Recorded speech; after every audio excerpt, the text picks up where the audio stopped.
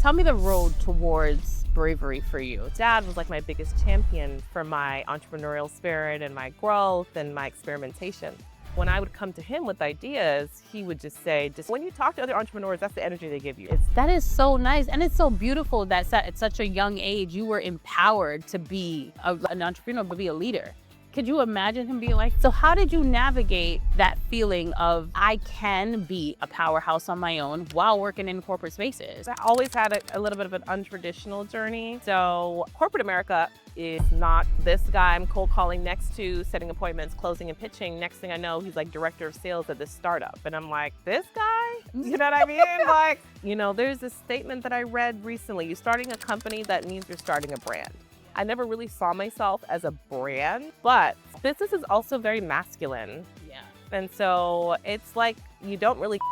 Business is business. And I can see a person and talk to them about, listen, I feel like a lot of people don't realize that in order to be successful, there's a lot of, how did you help cultivate others towards that bravery? Well, I always used to say to my team that we're talking about diversity. Unfortunately, we have to talk about, but when you're an entrepreneur, you can find collaboration with anyone at any time in any way. Your business is not you. It's its own. Welcome back to How Do You Divine, where we explore how one word has transitioned over the course of our life, via our experiences and our definitions. And today we explore the word bravery with Chantel George, the founder and CEO of Sisters in Sales. Sisters in Sales is a global force redefining sales leadership for women of color. Established in 2018, we've cultivated a thriving community of exceeding 12,000 powerhouse sales leaders across diverse industries. Our members consistently shatter revenue goals, dominating the sales landscape, and empowered by supportive network, skilled, sharpened resources, and exclusive events. Partnerships that expand across multiple regions. We'd like to welcome Chantel George to the podcast. Thank you for having me. Thank you for excited being to be here. This is so awesome. I feel like when I first met you, I was just blown away, not only by you. You have like such an infectious energy, but the community that you've cultivated, I keep saying, where have you been all my life? Thank you. And you're amazing too. And I'm so appreciative to be here. Thank you so much. Yes. So we're going to explore bravery today, right? So I wanted to ask you, tell me the road towards bravery for you. Tell me the early days where little Chantel was like, this is a brave moment. Yeah. Okay. Good question. So I've had a lot of ideas as a child, like very silly ideas, very serious ideas, like everywhere in between.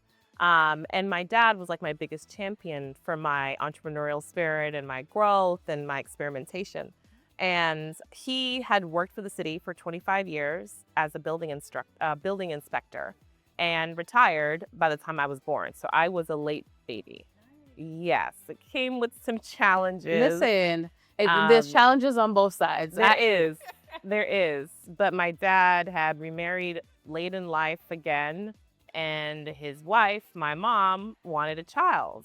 And so my dad is 60, I think, already by that time. And so he's starting over now with me. No, and so he's the apple of his eye. He has so much wisdom to pass on to me. And basically, he was moving into entrepreneurship at the same time that he was being my dad. And so I watched him take all of his lessons from being a building inspector and turn it into starting his own real estate enterprise. And so when I would come to him with ideas, he would just say, just jump in, just do it. Just because he was, when you talk to other entrepreneurs, that's the energy they give you. It's like, let's just do it. Yeah, we got to try again. Right. They're go deep. Yeah. They're very passionate about just getting started. So imagine I'm like 5, 6, 9, 10, and that's his answer for everything. Oh my, that's such a blessing though. Yeah. While I'm like, whoa, but that's such a blessing where I think other parents, that's what I'm saying, it's a blessing on both sides. Because I think other parents, they're more like, all right, babe, calm down, go to school and relax. No, not when you're like the kid of a much older dad who has gone out on his own and, I'm doing sales calls with him and I'm his first secretary. Nice. Yeah. So I watched the beginning journey of an entrepreneur by watching how he moved and how he operated and how he was not afraid to take risk. So I think that it's embedded in me to take calculated risk.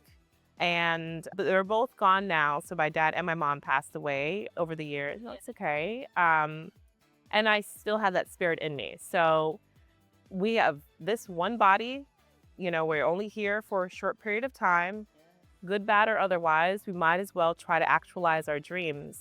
And so that's how it all started. That is so nice. And it's so beautiful that at such a young age, you were empowered to be not only an entrepreneur, but be a leader. Like, could you imagine him being like, yeah, that's my daughter. She's a secretary. She's helping me close big real estate. It's crazy. I know, but it also normalized it. Yeah. Right? Where I think for me, that's later in life where you're the one and only out here trying to be an entrepreneur. Girl, go to work. Yeah. You know where it's the opposite. That's so good that essentially he helped embed in bravery in you. Yeah. And I think that maybe this is a good thing for your audience to think about, because I know that some people are afraid for entrepreneurship because they have a family and because they have a lot of rising responsibilities, but that is the benefit of building out loud in front of your family. Yes. They get to see you do things Yes. that inspire them to do those things. And even though they're both long gone, I do believe that they're seeing what I've done. Yes, 100%. They're Yeah. like, look at my baby shine. Yeah.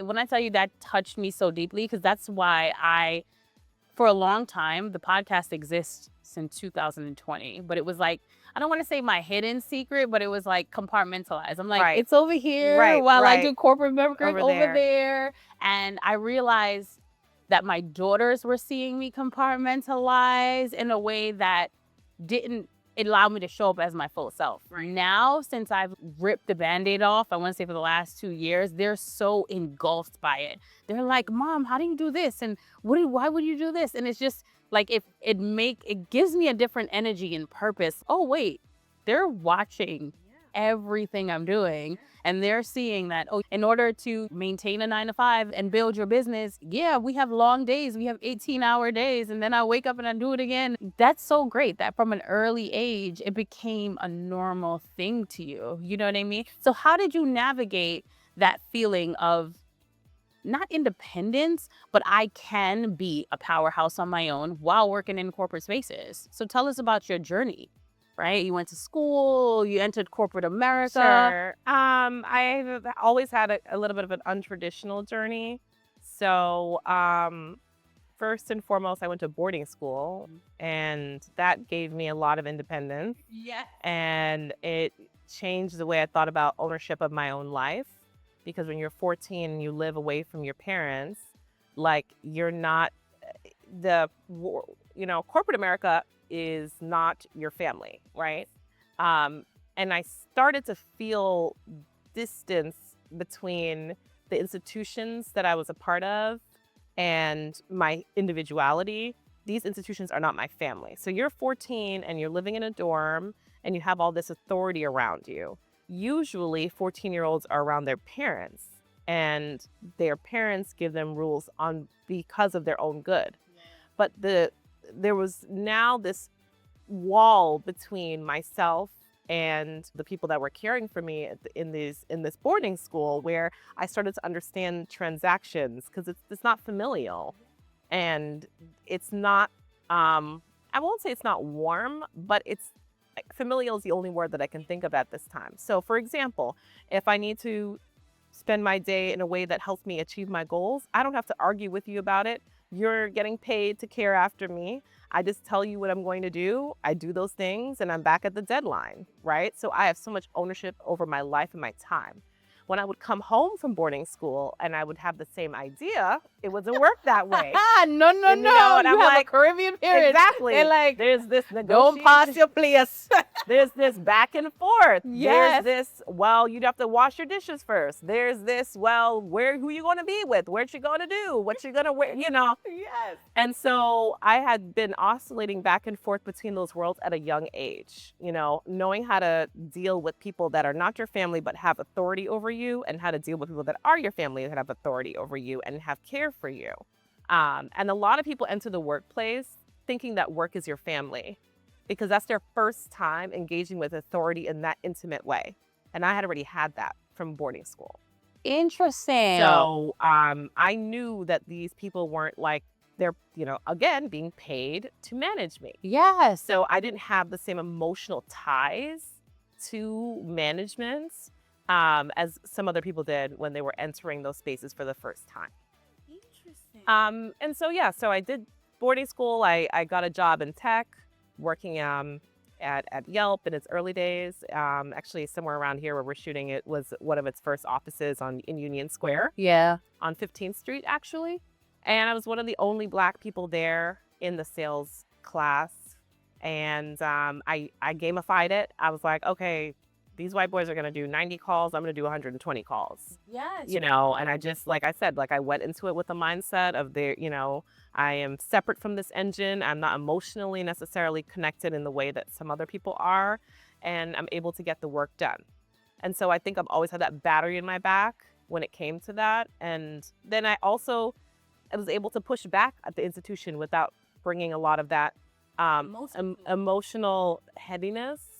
People, when you have your first job, I don't know if remember your first job and how psychological and how heavy that job is. Or remember if you ever been fired or had tough conversation. I feel like you're disappointing a parent. It's so heavy. That is so interesting that you Yeah. share that experience, because I entered the corporate world with a similar, but not for that reason. So I lived on my own very early since I was 17 years old. So I've always had to learn how to manage my life. I signed myself up for college. I did all the things by myself. So when I entered the corporate world, I didn't even enter it as family. I entered it as, I am providing you a service. Yep. You are cutting me a check. Yep. And because I like people, I very early on disconnected people from their roles. Yeah. You know what I mean? When it was time for business, I was like, no, no, thank you. Yeah. That's not how this works. And I've seen that, especially now in technology. And I think post-COVID days where people, I don't know if enmeshed is the right word, but they start to think that work and personal are one. And there's no, I call it emotional cap, because that's the only way for me to articulate it properly. I'm like, there has to be an emotional cap when it comes to your professional career, because you don't own this company. Right. You don't own this company, and you're here to provide a service. So it's so interesting hearing from you that you kind of came into that because of your background. So you were like, I manage my day. I am giving you my day. This is how I'm going to gamify my game. Yeah. That's so Yeah. interesting. And so because of that, I didn't feel bad building initiatives that were purposeful to me. Because I've given you what you required, and whatever I'm doing out of that time is my time. Yes. And you don't own my, yes, you don't own my life. Like- yes, you don't own my, Yeah. but you it's can so, get sucked into it. yes, you can get, Yeah. and it's also, I feel like it's this bad reward system. It's like they call it like the golden handcuffs in a Yeah, way. of course. Yep. Give me your entire soul. Yeah. Yeah. And we'll go, oh, we love you so much. Here's a few dollars. Yeah. But then it doesn't make it yours. Well, especially in tech, because that was my whole life, my work experience. Yeah. And so even though at the time the company was still growing, it still had elements that kept you in the office. It had the beer and the keg. It had the pool table. It had, the snacks, and, eat enough of those snacks and it could be dinner. You could end up hanging out till 8 or 9 o'clock. A lot of those things would just happen naturally because of the different perks and the elements of the office life. And so you just end up giving more and more and more of your time unintentionally. What do you think about that culture? Because it always rubbed me the wrong way. It really did. Like when I was in tech, when I was in fashion, that culture always rubbed me the wrong way, that we are expected to be there. Let's say 9 o'clock, but I'm a morning person. So it's 8:45 to be ready for the 9 a.m. meeting. Yeah. Right. But then there is this snacks, games, culture, and then you blink and it's like 8, 9 o'clock and people are talking about what we're going to do for dinner. And I'm just like, I remember vividly multiple different places where I'm the only one checking for it at 4:40. I'm the one, like, the time will go off and I'm wrapping it up because I'm going home to my kids. I have a family. I have Right. things to do and homework to check. But it was like, you leaving already? Yeah. It's 5 o'clock. Yes, time to go. It's time to leave. But what do you think about that culture? Do you feel like it's part of? I mean, I can answer that in two ways. As a CEO, your job is to maximize profits, and people, the longer they do work for you, the more profit they can bring and drive for you. So there is a reason that cultures are designed that way. It's to maximize the amount of revenue you can bring to them. Do I agree with it? No, but it exists because it works. But it doesn't always work, because I would be there sometimes and then you have the time y'all hanging out. It's only like 4 hours of real that work. emotional tie, though, that they Oh, have. yeah, you're right, And you're that right, you're right. loyalty and the retention. Yes, you're right. That part about it is true. And it's expensive to hire people. So I'd rather get you to be very obsessed with this company, Yeah. where even in your downtime, you're thinking about it. I used to have dreams about deals. You know what I mean? Oh my I gosh. used to have dreams about DocuSigns. So it just takes more and more and more of your capacity. So I was able to build CIS because I had some of those natural boundaries in my head. And I was able to take time away and work on it at night, on the weekends, sometimes during the day. Yes. Not gonna talk about that. Exactly. But yes. But when did you always start CIS, right? Which is Sisters in Sales. Did you always start CIS out loud? I don't know if that's the right term, right? Because for me, I'm I built the podcast silently in a corner. But did you build CIS out loud? Not out loud in the sense you were hey, people I work with, I am building CIS. More you built it and you were whoever came across it came across it. The first. No, the former. I was I'm gonna build this. Well, it started with two things started at the same time. So first I started interviewing different sales professionals and getting their stories and writing blogs, putting it on a website. So that was pretty cool. I was very fascinated with people and how they got from here to there. Yeah, very interesting. Why I built this platform. Yeah, Same. I love it.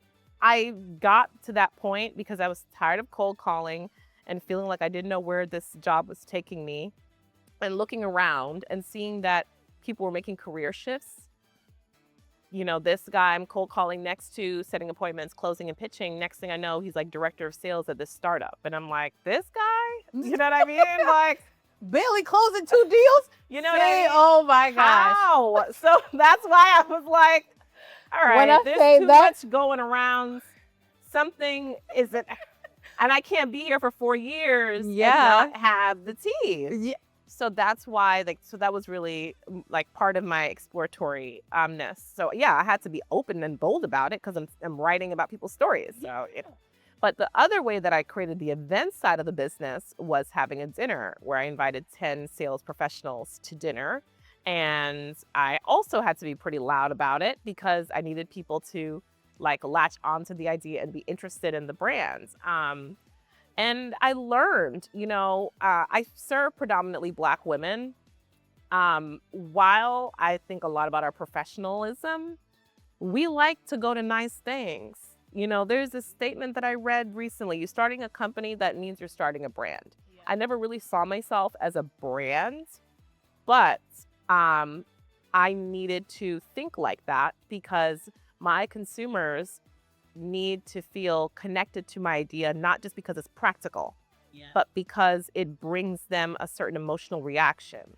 And so to do that meant I had to create a fancy dinner experience that people would like, because it's not just enough to say, I'm giving you this professional development. Yeah. They needed to feel like they were invited to this luxurious moment. And I realized these things have to always go hands in hands, even though sometimes I think it's frivolous. I'm like, do I really have to? You got to. Yeah. That's just human nature. I can't change how people respond to brand. So the first private dinner was a private chef. I had pink, black, white tablecloths. I had flowers. I had candles. and the private chef is going around and catering to all these women, and they don't have to lift a finger, Love and they're it. getting red wine and white wine and all these I things. love that. And I'm like, most people's kickoffs, I think, are a little bit more subtle, Yeah. but not how we this. do it over here, sis. Okay. Not how you do it here. And I just know my audience. And like, I also had a seed I wanted to plant in their head, which is that you're valuable and you are important. And I know That's that what I when- was thinking when you said that. Yes. And when this dinner is over and you're going to go back to your white space and you're going to go back to having a fight, for quota, or having to fight your colleagues, I want you to remember that I thought about you, the night before. So it was twofold. Yeah. But yeah, I never really, I couldn't build small because I knew our audience. They Yeah. need to know that they're a part of something that's serious And that's beautiful. and beautiful. Because when Yeah. I attend your event, that's what took me first. I was like, this is so beautiful. It was just like, but that's so, like, you're so right. As you're saying that, I'm like, but it's true, because you know what I think does stay with people. I'm one of the people who attended your events, and I was like, oh my God, I love this. Where have it been? It's just that sense of enough. You are seen here. Because like you said, in these buildings, in these spaces, in these corporate spaces, it's like you could be valued as a contributor or as a leader, but there is something different about the beautification of being together Yeah. that solidifies something more. Yeah. Like, you know what I mean? I don't know what it is. You can't tangibly put your finger on it, but it does make, even like you said, the internal bureaucracy of it all, and just trying to get to quota and make these Well, things not as impactful. Business is also very masculine. Yeah. And so it's like you don't really get enough femininity in business. And because there's so much, and especially in New York, there's just so much backstabbing, and there's so much just aggression, and there's so much, you just have to be on edge a lot of the time. And so like, I just didn't want that anymore. It's like a relief of, even you, when you came on our platform yesterday and you talked, and you were able to talk about your sales strategy in a very sister-like way. Like that's so wonderful. And you know what's Yeah. interesting? I get that a lot, even from the people I work with, because I learned very early in my career that I'm not going to adapt to these environments. Yeah. You know what I mean? Like, you know how people are like, I'm a camouflage. Yeah. When I was in college, I was probably like 18. Hard times, broke. Like, and I was just having a bad week. I remember I had no clothes, and I'll never forget it, because my boyfriend at the time, now my husband, said, why don't you just buy 5 shirts from like Foot Locker? Remember when Foot Locker, 5 different colored t-shirts for like $20 or something like that? It was crazy. But he was just like, you don't have enough clothes, just buy those and wear those to school, you'll be fine. Like, and that was his way of trying to cheer me up, because I was just like, need to feel and like myself in the midst of all of this adversity. And I remember I bought so I went to Long Island University, I bought like the sweats for the school, so I would just wear the sweats. And one day I was just having a bad day, and I like put the hoodie on, and I hate hoodies, fun fact, like that's not my vibe. I put the hoodie on and I went to class. My psychology teacher, this probably like 2 months into school, I went to the back of the class and I just was doing my thing. And as he's like, Sinika, I need to see you. Real sharp, and everyone was like, ooh. And I was just like, this man don't even know me like that to be calling my name like that. So then I was like, yes, professor, what happened? And the way he classed me, he was like, this that you're doing, I don't know what's going on with you, but this will never work for you.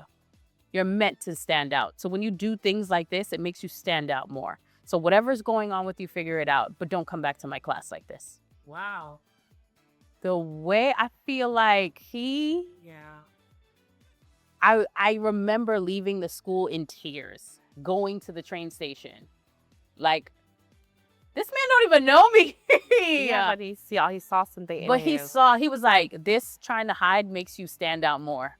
He was like, if you didn't notice, throughout the whole class, everyone just kept going like this. Because this is what you are. You come to class, you're engaged, you do, stop this. And in that moment, something about that season in my life taught me that I stand out, girl. Girl, you stand out. Yeah, and you Like, do, and it's a beautiful thing.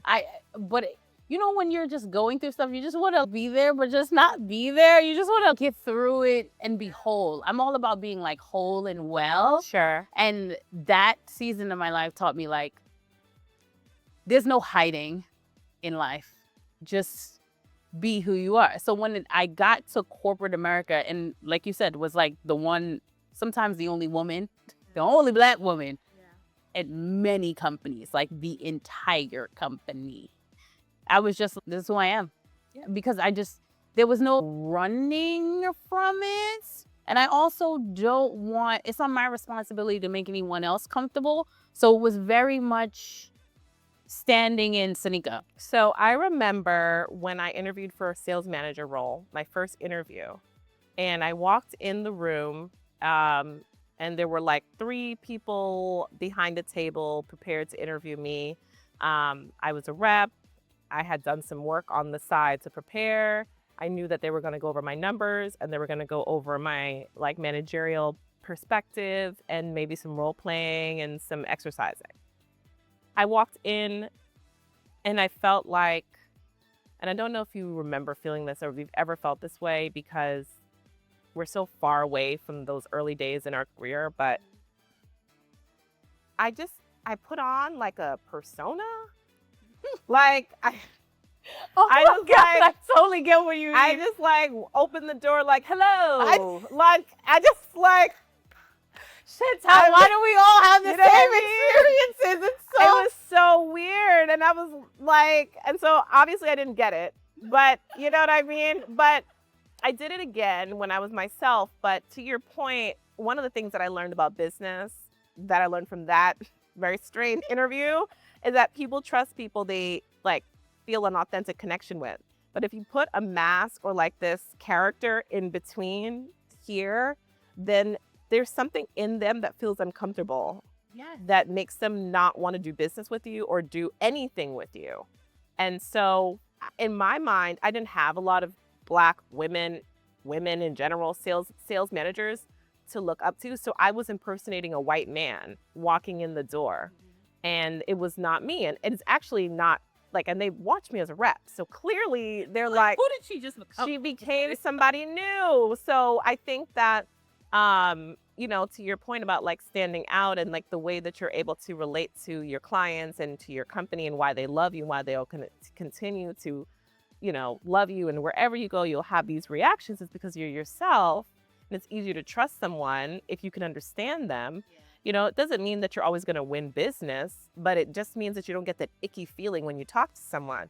And like I was giving that off because I wanted to be manager. Yes. Like, I was Well, like, you know, but it's fair though, because I remember the same where it was like fill in the gaps for them. Like, what are you?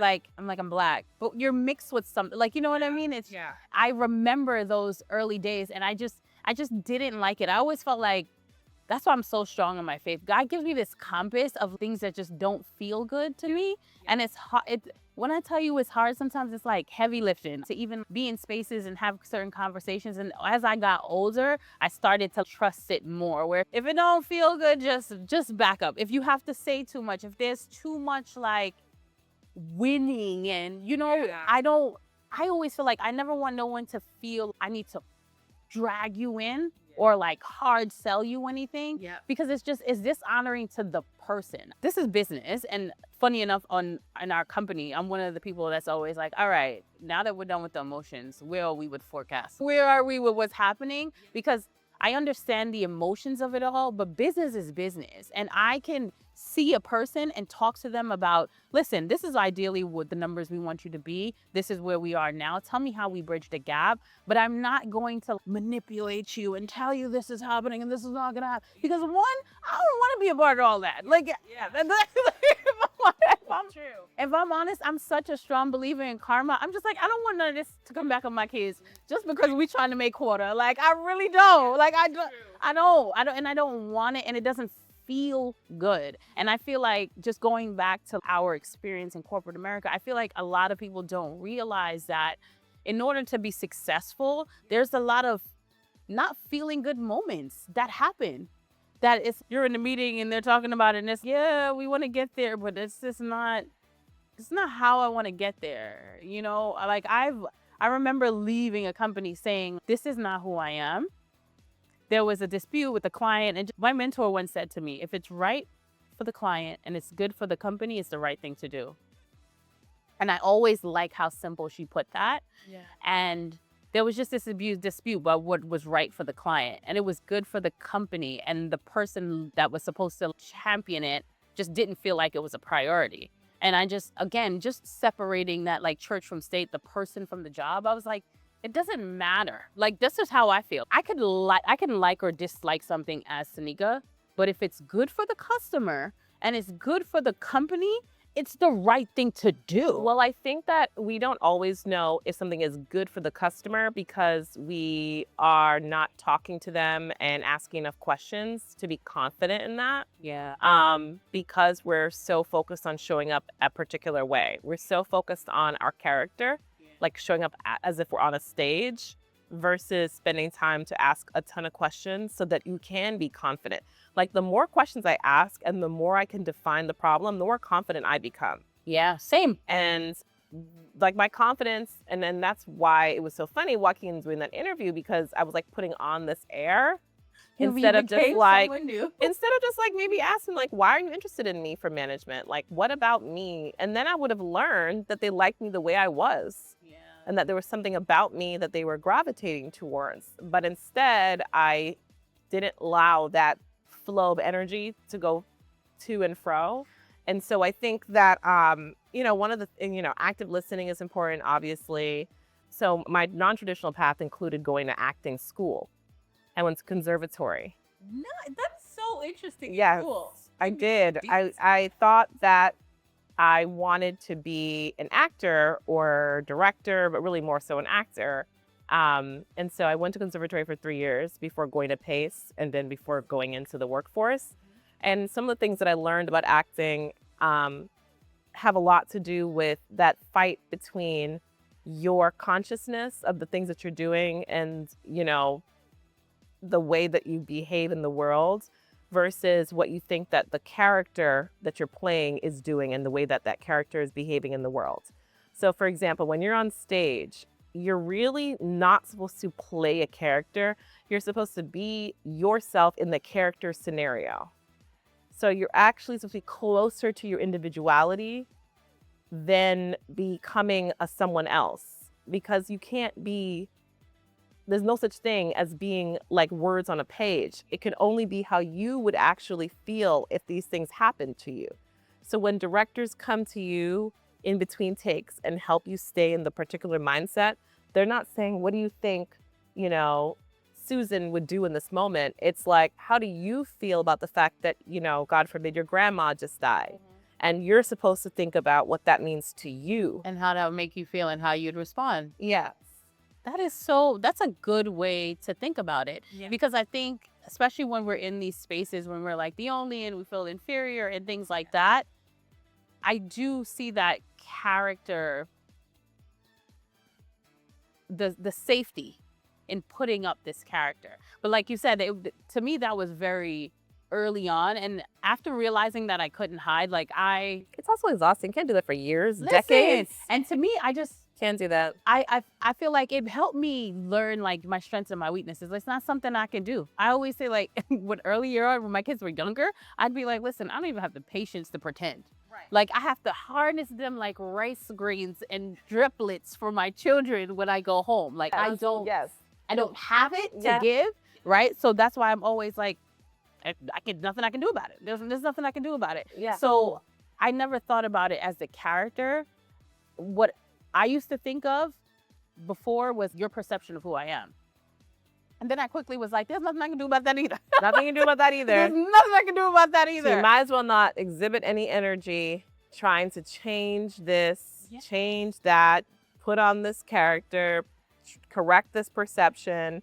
It's so much easier and so much less work to just be who you are. Like, I had a board meeting yesterday And I've been in many board meetings as like as a member of the board. Yeah. And I've seen how people conduct the meetings and how serious it is and very, and that's not how my board meetings go. Yeah.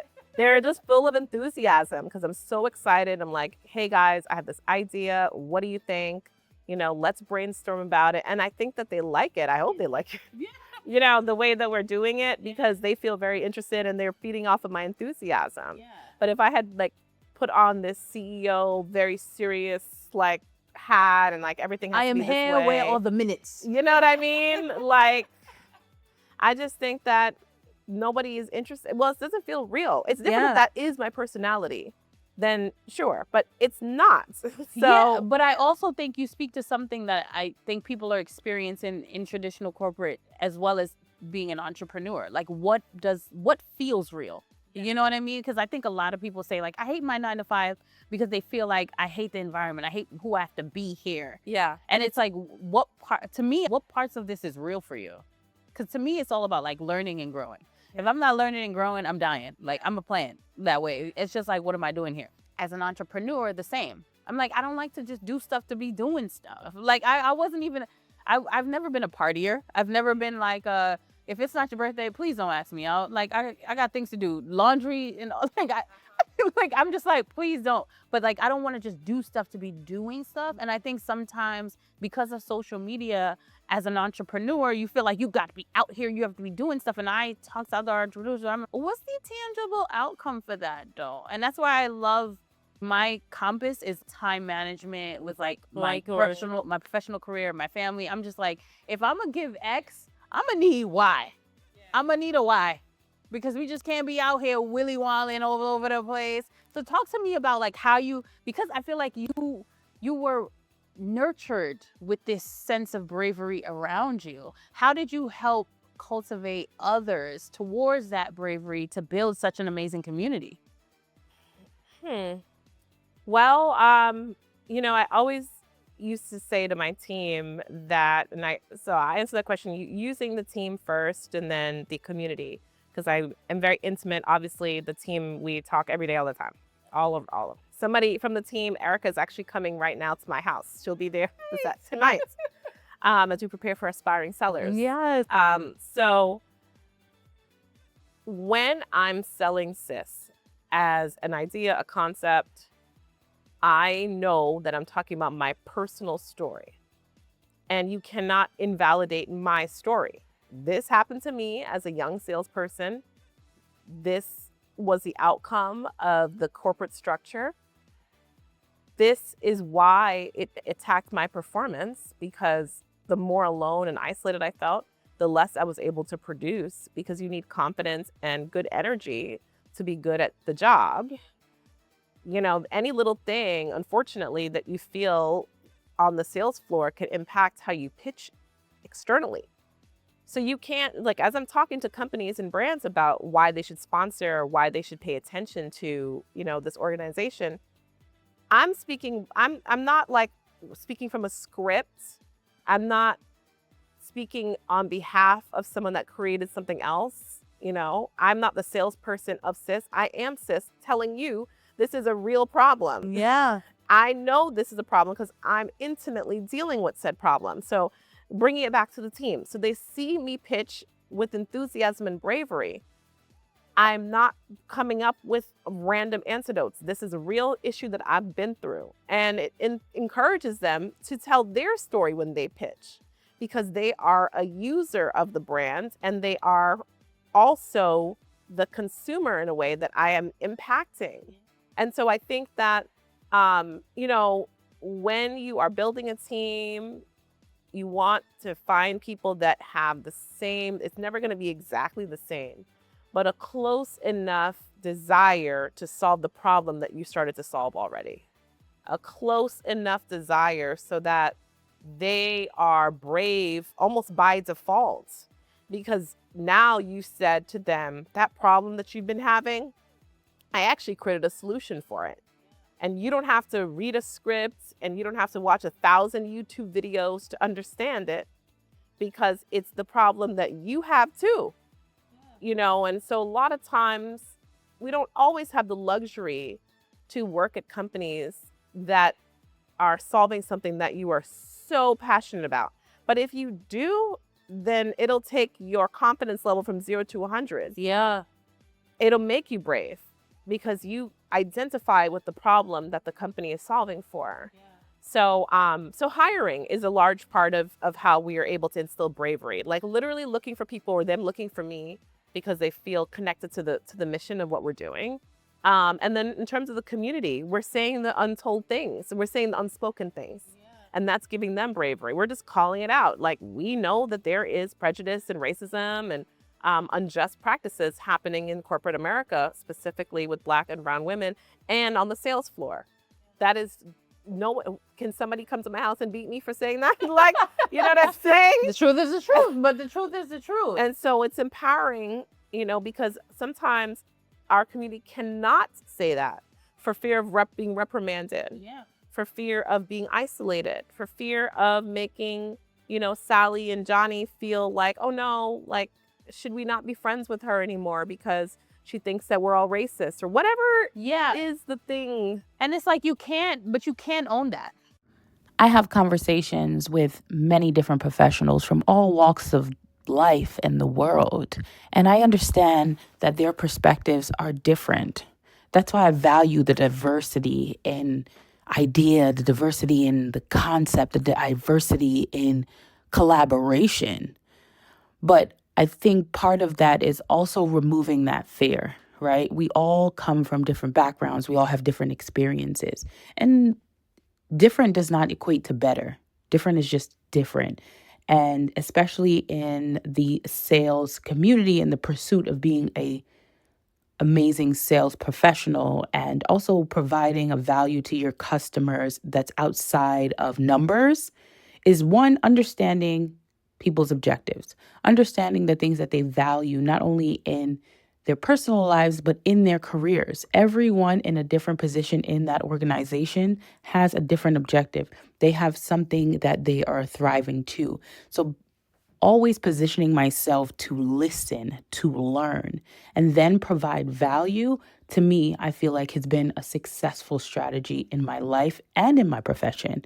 But also understanding that the way in which we communicate to one another is important, the way in which we listen, because it's important to be able to say, oh, I was excited and I'm presenting this thing and I thought you would find value in it, but you didn't. Or something I said or something that was said was said in an offensive way. That's fine because we're all different, but it doesn't mean offensive action, offensive word equal you're a bad person. It just means maybe you were unaware. Maybe this is a learning opportunity. Maybe there is space for the conversation. And I'm always reminding her that even a small graze on a flower can take a petal. People keep thinking that it's just a mild graze. It was just a one-off comment. But you could still take a petal off a rose with just a heavy blow. Yeah. Is that fair to the rose? No. So I think saying the uncomfortable thing out loud brings everyone into the conversation. Because I also don't want to diminish just like I don't want to be diminished to my gender and my race. I don't want to diminish anyone else to their gender and their race. So I don't want to make the assumption you've had this experience before and you're aware, right? But I also am not here to teach you. But if I am grazed, I'm the one to go, hey, excuse me. That little comment, while you might have not meant it offensively, let me tell you how it could be offensive.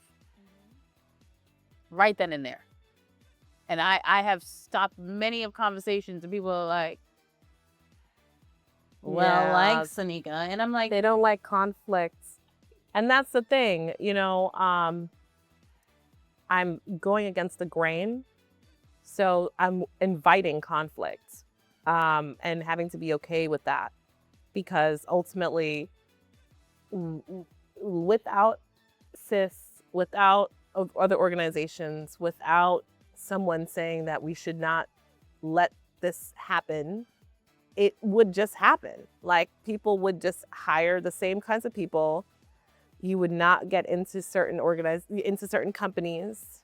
You would experience a lot of anti-femininity, in the workplace. Like it's like a ball in motion. It is. And it's like and I also feel like, why, if you're doing something, we know it's for the right reasons. Why is that inviting conflict? Do you understand what I feel like there are so many bad things happening in the world. I know you guys watch news. Like, there's so much craziness happening in the news, and there is not this conversation of course that's going to have repercussions. Of course people are not going to feel good about that. Of course there'll be flashbacks. Of course there'll be there's not that much emphasis on when the wrong things are being done, that obviously conflict will come their way.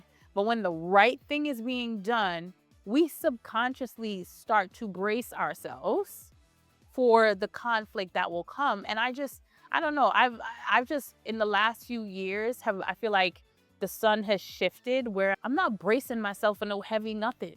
Yeah. I'm standing in the right. Yeah. I'm standing in integrity. Yep. So if anything that comes my way, negative or anything, that's on you. That's on you. I'm going to stand tall in what I'm saying in my experience, but I'm not going to, I don't know. I feel like something about bracing for impact diminishes the light. Interesting. I think that's a fascinating take. I think that some of it is learned behavior, where they see someone like a freedom fighter going out into the street talking the truth. I think people get nervous. And I don't know if it's because they still want to hear the truth of what that person may be saying, or if they know that person will be persecuted. But I think the brace for impact comes from knowing that we live in a world, specifically in America, a very capitalist society, where it's all about the bottom line. And, when we're talking about diversity, unfortunately, we have to talk about diversity being good for the bottom line, because emotional arguments don't seem to win. But diversity is good for the bottom line. Like, I'm a statistical nerd. Yeah. Like, that's where I'm just like, take your emotions and go away. Go away from here. I agree. I agree. But we are surrounded by a lot of individuals that are also not creative thinkers. But they're also not fact thinkers. Yeah, that's true too. And that's where I love to point out that we can have a conversation about everything under the sun. And I'm one of those people that I'm here for it. I want to hear everyone's perspective, but we still need to know the facts are the facts. The opinions are the opinions. The experiences are the experiences. You cannot manipulate facts towards your emotion. Like, let's be honest. It's a tricky thing. For me, I think that with CIS, we are not looking to decondition or recondition the minds of racists.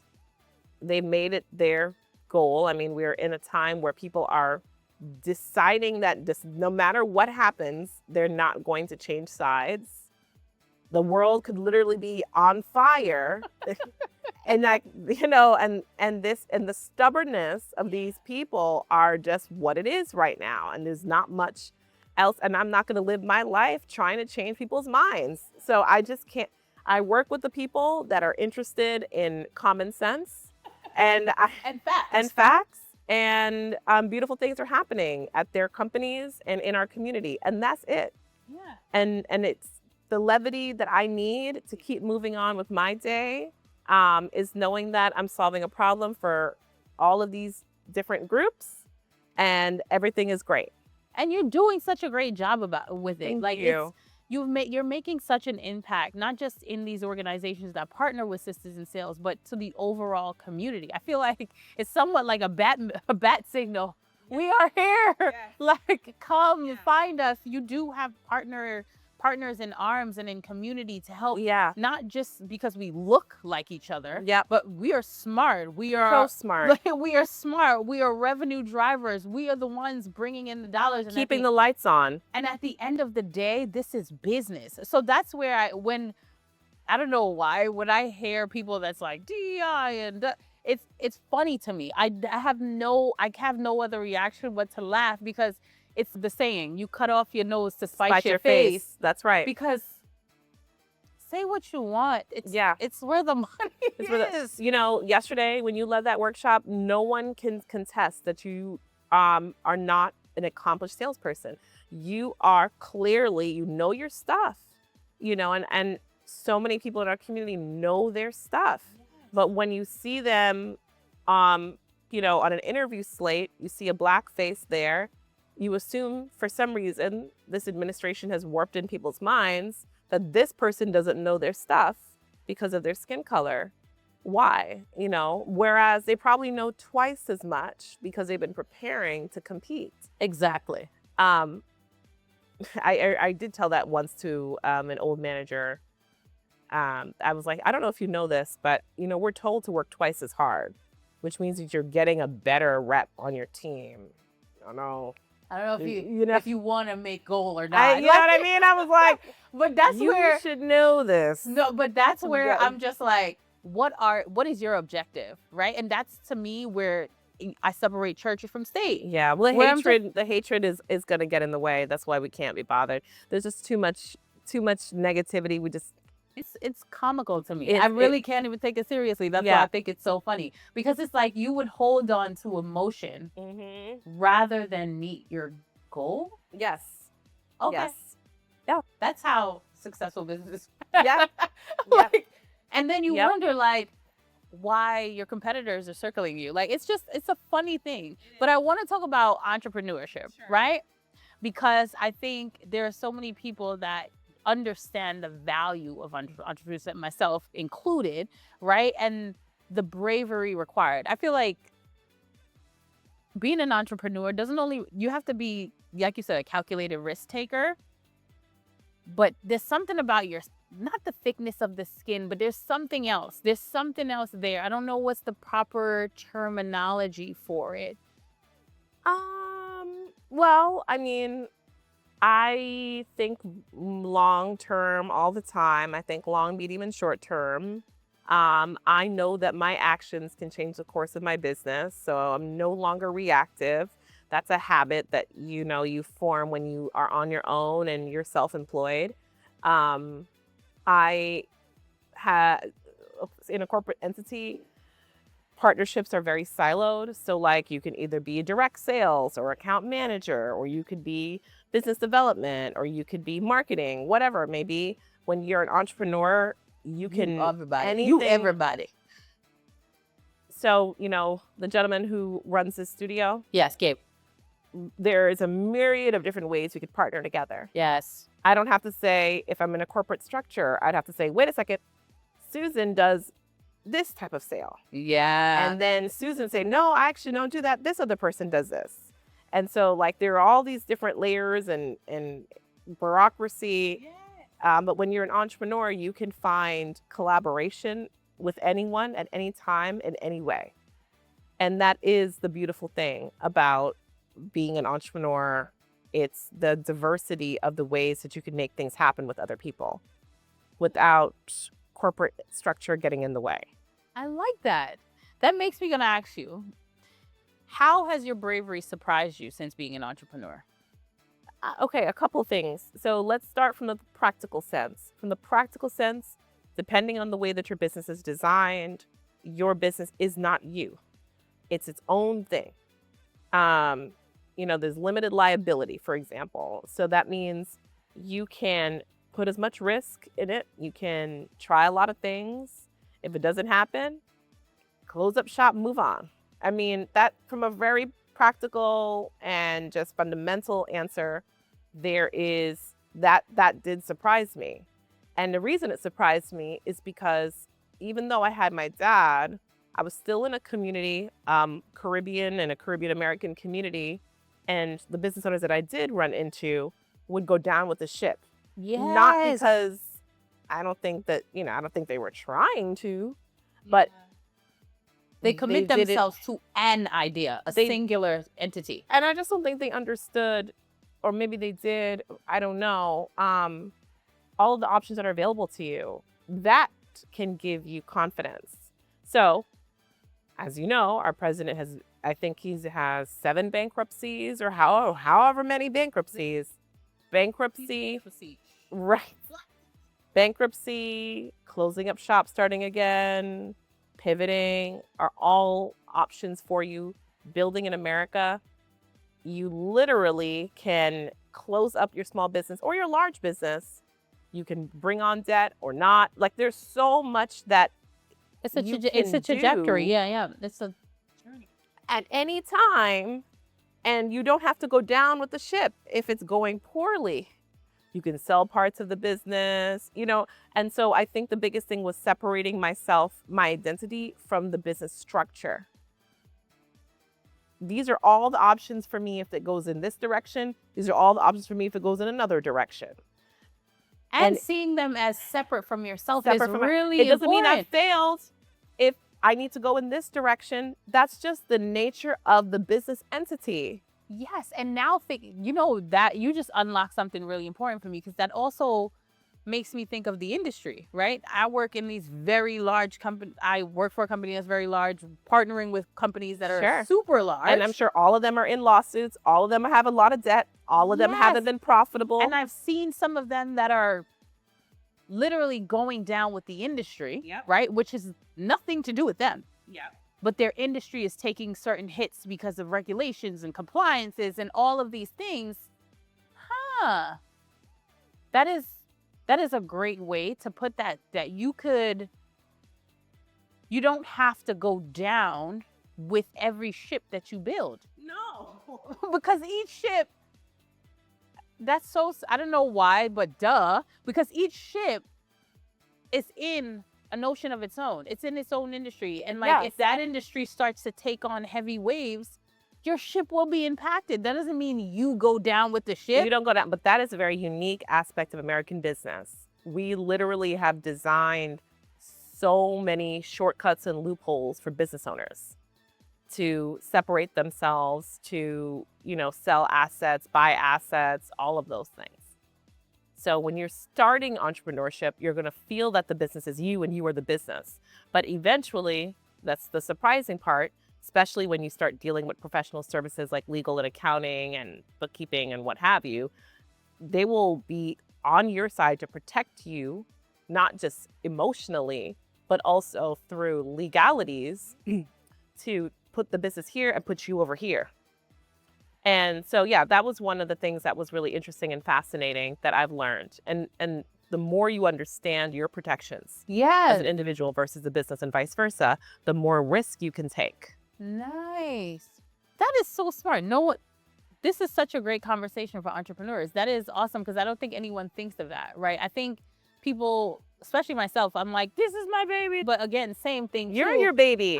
You're your baby. Yes, my husband. My intellectual property is my baby. My husband always tells me that he always talks about Dr. Dre. Not, he has a lot of controversy. Yes. But he always talks about when Dr. Dre invests in an artist, he invests in the individual, not necessarily about the particular product they've created at that time. But it's like, I want you, because I know your brain and your ingenuity and your creativity will create 1,000 things. And I want all the things that you're going to create and all the things that you're going to touch. And so it's like, yes, this business is your baby, but you are the genius behind it. And if God forbid something happens with this, you're going to create something else. Yeah, very true. And something else. And something else. And you're always going to be thinking and always going to be problem solving. So the true, way to, invest is to invest in the individual that's building, not necessarily all the time in the thing that they've created at that particular time.